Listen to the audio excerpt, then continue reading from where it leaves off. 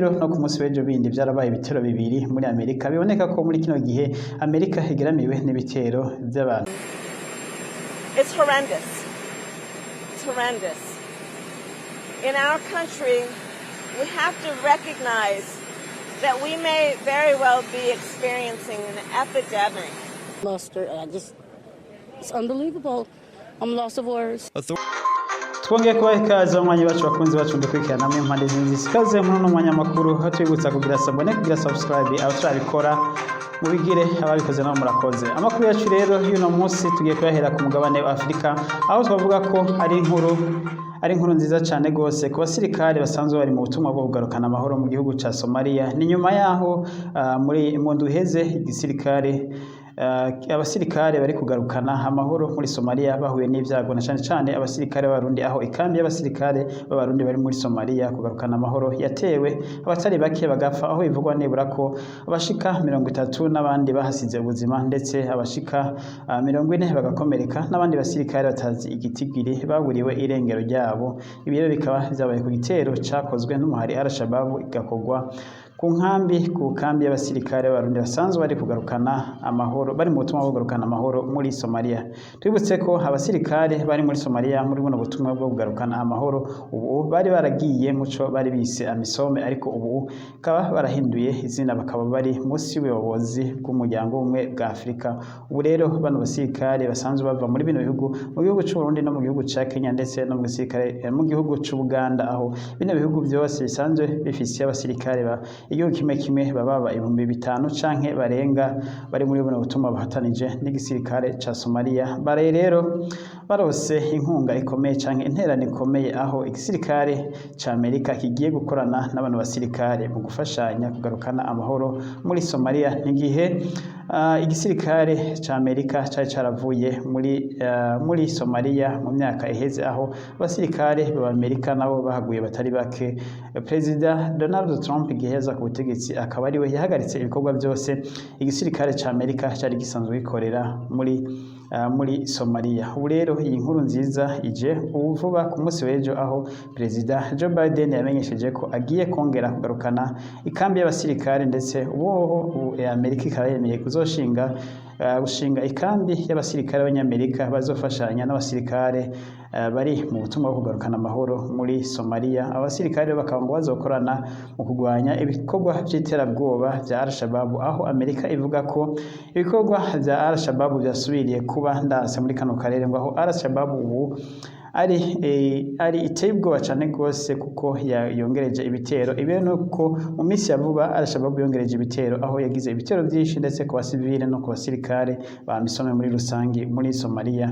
Ibi reka rero byatumye President Joe Biden w'Amerika avuga ko ari ngombwa ko umuhari Al-Shabaab ahagarikwa kuko ngo ugeramiye n'inyungu za Amerika muri kano karere aho Al-Shabaab yagiye iratera muri Kenya ikica abanyamerika benshi ndetse ikaba yarateye rimwe no kuri ambasade ya Amerika muri Kenya. Ibi rero ngo kuko Amerika ibona ko ibikorwa byayo byongerekanye mu karere ngo Amerika rero igomba gukora ibishoboka byose kugira ngo ifashanye n'abandi bose bariko baragerageza guhagarika umuhari Al-Shabaab. Iyi rero tukaba twavuga ko ari inkuru nziza ku basirikare b'abarundi basanzwe bari muri Somalia kugarukana amahoro.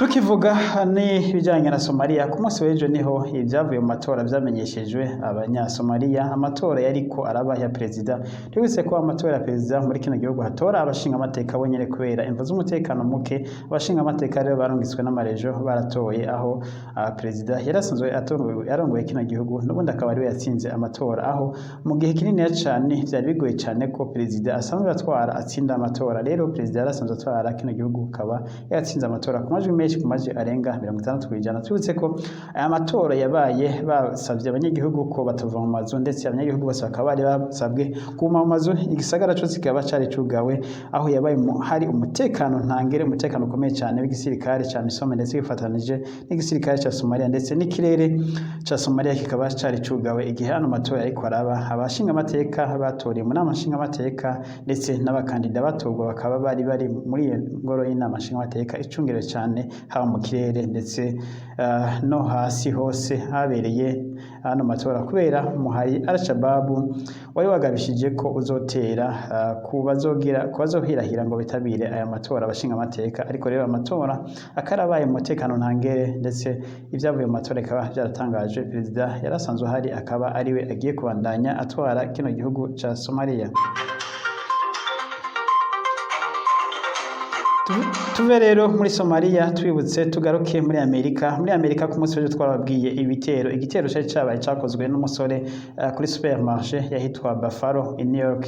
Igitero kikaba cyahitanye abirabure nibura bagera kuri 11 abandi batatu barakomereka bikomeye cyane ndetse bakaba babiri bivugwa ko hari aho badashobora kuzokira ariko twifurije gukira. Ibitero rero no ku munsi w'ejo bindi byarabaye ibitero bibiri muri Amerika. Biboneka ko muri kino gihe Amerika higeramiwe n'ibitero by'abantu twavuga ko ari abantu bafise motivation yo kwanka izindi nkoba badasangiye uruhu canke inkoba. Ibi ibitero rero ikindi gitero kiba carabaye Texas naho nyene hakaba ari muri free market canke mu isoko ya bose. Iki gitero cyo kikaba cahitanye umuntu umwe kuko uwagikoze baciye bamufata ariko ikaba cyarakomerekeje abandi batatu.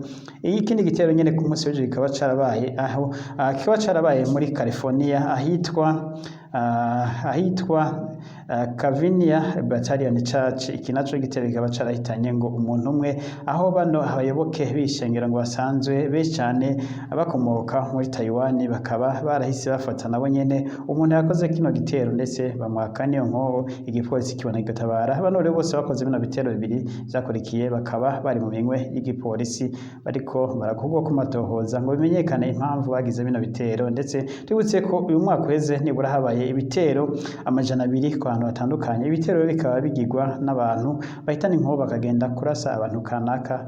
Aba rero benshi bikaba biboneka ko ari babandi bafise urwanko rw'irondaruhu akaba ari bakora bino bitero basiye muri Amerika. Aho abantu benshi rero muri Amerika bariko barasaba ko amategeko agenga ibyo gutunga inkoho yohinduka ngo na cyane abakiri bato biboneka ko ari bakunze kugira ibitero bakaba bobuzwa gutunga inkoho ndetse bakaba bobuzwa kugira naho bahuriye n'inkoho. Amategeko yo muri Amerika ngo akaba yorohereza abantu bose kugura inkoho uko babishatse. Ubu rero abantu benshi bariko barasaba ko byohinduka kugira ngo ibitero by'inkoho bigabanuke muri kino gihugu ca Amerika. Tuve ngaho muri Amerika tugaruke n'ubundi ku mugabane wa Afrika mu gihugu ca Mali. Ku munsi w'ejo igihugu ca Mali cari caramenyesheje ko cikuye mu mugwi wo gutabarana wo muri West Africa canke mu burengero bwa Afrika witwa G5. Umugwi nawo wari usanzwe ufashwa n'igihugu cy'u Bufaransa. Umugwi ugizwe n'ibihugu vya Mali, Ghana na Chad na Mauritanie ndetse na Algeria. Umugwi rero igihugu ca Mali kikaba carawikuyemwo kikaba cavuze ko cavukuyemo kubera ikumirwa kiriko kiragirirwa n'igihugu cy'u Bufaransa. Ngira ngo mu kuronka ifashanyo zisanzwe zihabwa umugwi wo kugwaniza hamwe ndetse umugwi ukaba ufashanya n'ubundi n'abasirikare b'Abafaransa. Abasirikare b'Abafaransa rero muri kino gihe basanzwe badacana uwaka n'igihugu ca Mali. Sivyo gusa rero uriko biravugwa muri kino gihugu ca Mali. Muri kino gihugu ca Mali uyu munsi kizindutse kimenyesha ko hahazwe kuba kudeta ndetse ngo kudeta ikaba yari yateguwe n'ibihugu vyo mu burengerazuba bw'isi. Ibihugu ntivyamenyeshejwe ivyo ari vyo ariko iranoganwa Ubufaransa ndetse na Amerika n'abandi bashigikiye igihugu cy'u Bufaransa ko boba bari bateguye kudeta muri kino gihugu. Tubutse ko Perezida Assimi Goïta n'ubundi atwara igihugu ca Mali nawe yagiye ku butegetsi akoze kudeta. Kino gihugu rero gikunze kuba mu makudeta cane. Rero uno munsi hasubiye kuvugwa impuha za kudeta ngo aho iyo kudeta yaburijwemwo ariko yari yateguwe ikaba ngo yari yateguwe n'ibihugu aho bino bihugu biriko bibona umuperezida nabi kuko uno muperezida ashitse ku butegetsi yirukanye Abafaransa muri kino gihugu ndetse yirukana n'abo bafise aho bahuriye bose n'Abafaransa ndetse azana n'abasirikare b'abamasenari muri groupe yitwa Wagner groupe baba Russia akaba ari bacungera umutekano wiwe ndetse bakabashungera n'abandi bantu bo hafi yiwe ba hafi. Rero ibi bikaba bitaguye neza ibihugu vyo mu burengerazuba bw'isi na cane Amerika ndetse n'Ubufaransa n'abandi kuba yarazanye bano Barusiya kirukana abazungu muri kino gihugu. Rero ibingo bikaba ari byo byoba byatumye bategura kumukorera kudeta. Rero kudeta bikaba yafuvye yaburijemo nkuko byabumenyeshejwe n'umuvugizi wa Perezida Assimi Goïta ko ari hateguwe kudeta ariko ngo bayiburijemwo akabuze. Rero ivyakurikiye ntibiramenyeshwa ko hari abafashwe muri kudeta yaburijwemwo canke abo babikezwe bakajanwa mu butungane, ariko namakuru tubandanya gutohoza. Ariko ibiro vya guverinema vya leta vyatangaje ko hari kudeta yaburijwemwo. Tubandanye rero n'amakuru havugwa ku mugabane wa Afrika. Ku munsi w'ejo n'ubundi muri Nigeria harahaswe kwishwa uwundi mukobwa yagirizwa gutuka intumwa Muhammad. Muribuka tubabwira uwitwa Deborah yishwe muri yari umukobwa wa Dagota University, akaba yarishwe atuye amabuye aturiwe. Ku munsi w'ejo rero hariho uyundi mugore canke umwigeme yagize komantere bivuye ku vyabaye vy'icwa ry'umukobwa. Rero ku munsi w'ejo haba mizirima, ndetse muri kano gace nyene barugarije urugo rw'iwabo bamurondera nawe aho yaronderwa ngo yicwe, nawe nyene ngo akaba yatutse ngo intumwa Muhammad. Ariko rero we bakaba yarosinze, bakaba bamurondeye mu muryango w'iwabo baramubura, aho igipolisi cahavuye kiza gutabara gishwiragiza abantu bari bugarije kuri urugo rwiwe bo mu bwoko bagwiriye mu bamizirima, bari benshi cyane gose, abantu bashika nk'amajana 200 bari baje n'ishavu ryinshi, nabo bavuga ngo uyu mudamu canke umukobwa yatutse intumwa Muhammad. Nawe nyene iyo bamusanga mu rugo rwiwe rero bikaba biboneka ko igihano cari uguca yicwa. Rero Imana ikaba yarakinze, ngira akaba yari yabimenye hakiri kare arahunga. Rero ivyo kwicwa muri kino gihugu ca Nigeria wagirizwa ngo watunitse intumwa y'Imana Muhammad biragwiriye cyane. Rero uri umukristo ukagira komantere inyuranye n'imyizerere y'abamizirima uhitwa wicwa. Tuve muri Nigeria tuze muri East Africa. Muri East Africa amakuru ariko aravugwa muri Kenya n'amakuru ajanye n'amatora azoba itariki 9 z'ukwezi k'umunani uwo mwaka, aho Perezida Uhuru Kenyatta azoba murangije manda ziwe zibiri. Rero abahiganwa cyane gose bakaba ku munsi w'ejo uheze bararangije gutora abazoba ivyegera vyabo, kuko muri Kenya mu matora ugenda uri umukandida wa perezida ndetse n'icegera cawe, no kuba guverineri naho nyene ugenda uri umukandida wewe ndetse n'icegera cawe. Uwatangwire gutora uzoba mu cegera ciwe yari William Samuel Ruto, asanzwe ari icegera nawe c'umukuru w'igihugu muri Kenya, akaba ariwe ahagarariye coalition canke umugwi witwa Kenya Kwanza. Akaba yaratoye rero witwa Rigathi Gachagua nk'uzoba vice president wiwe mu gihe bose n'amatora. Ikirero kino kibazo cyo gutora uzoba vice president kikaba cyari kibazo cyari gikomeye cyane gose, kuko imigwi yose yaraba umwe wazotora. Bakaba rero bose na cyane baniganira mu gace kitwa Mount Kenya region, aho Perezida Uhuru Kenyatta asanzwe ava, ndetse intara canke ino region ya Mount Kenya region isanzwe ariyo irimo abatora benshi cyane gose, na cyane umugwi w'abakikuyu. Ubwoko bw'agikuyu rero busanzwe bugwiriye muri kano gace. Rero bano bose babiri bitoza, akaba atanumwe avuka muri kano gace, kandi babiri muri aba babiri bitoza uwitwa Raila Odinga asanzwe ashigikiwe na Perezida Uhuru Kenyatta, nawe nyene akaba yatoye witwa Madakaro asanzwe avuka muri iyi Mount Kenya region, mu gihe hari we rafise amahirwe yari gutora avuka mu Wakamba yitwa Steven Kalonzo Musyoka, ariko yabanje kurindira mu gihe yabonye ko uwo bahiganwa cyane yitwa William Ruto atoye uvuka muri iyi Mount Kenya region Rigathi Gachagua, nawe icyo yahitamo gutora uvuka muri region kugira ngo arabe ko bugabura amajwi y'abantu batora, kuko abatora muri region y'abakikuyu basanzwe aribo benshi cyane muri Kenya, basanzwe ari bice 38% by'abatora bose muri Kenya, mu gihe ibindi hayandi majwi hagabuwe n'ibindi bice. Rero ubu iyi competition ikaba ikomeye cyane gose, aho bigoye kumenya hagati ya Kenya Kwanza niyo bita Azimio la Umoja irongowe na Raila Odinga uzotsinda amatora. Ariko muri ababiri uyu Raila Odinga ndetse na William Samuel Ruto bakaba aribo umwe azova mu perezida agira 5 w'igihugu ca Kenya.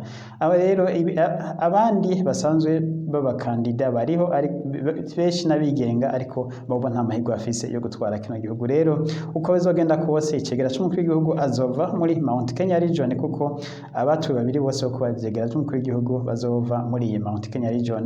Bibuse ko ku ruhande rwa Kenya Kwanza ari William Samuel Ruto umukandida wa perezida, icegera ciwe Rigathi Gachagua sanzwe avuga ari umukikuyu avuka muri Mount Kenya region. Tubibutse ku rundi ruhande nago rwa Kenya rwa Azimio la Umoja ni Raila Odinga nka perezida, icegera ciwe n'umudamu witwa Madakarua asanzwe ava muri Mount Kenya region. Nuko rero vyifashe muri amatora ashushe rero ku munsi w'ejo rero umugwi IEBC wa Kenya urongowe n'uwitwa Chebukati asanzwe ariwe perezida wa komisiyo y'amatora muri Kenya yaratangaje ko igihe cy'amatora gitanguye, akaba yaravugije ifirimbi yo gutangura kwiyamamaza ku mugaragaro. Ubu rero bariko barakwira mu gihugu cyose abiyamamaza barondera gutsinda aya matora yo muri Kenya azoba itariki 9 z'ukwezi k'umunani umwaka, aho perezida Uhuru Kenyatta azobarangije manda yiwe. Naha rero tuzokomeza tubabwira tubatoboreza ibiriko biraba muri Kenya muri aya matora. Iboneka ko ari amatora ashushe cyane gose. Mwakoze rero badukurikiranye n'amakuru